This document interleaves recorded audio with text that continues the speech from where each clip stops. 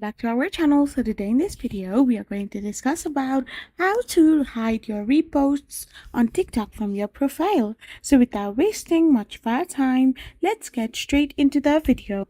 So recently TikTok has brought this feature called repost, where you can see what others has reposted and others can see what you have reposted.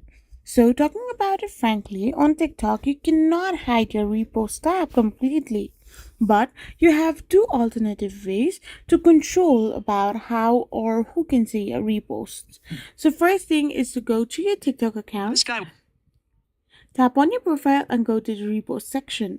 Now, if you want to delete or simply hide your repost, you need to manually remove the individual repost. You need to open the post that you have reposted and tap on the share button, then tap on remove repost.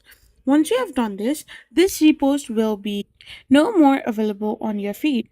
Now, the other way is to go to your settings and tap on the privacy, then tap on the private account section.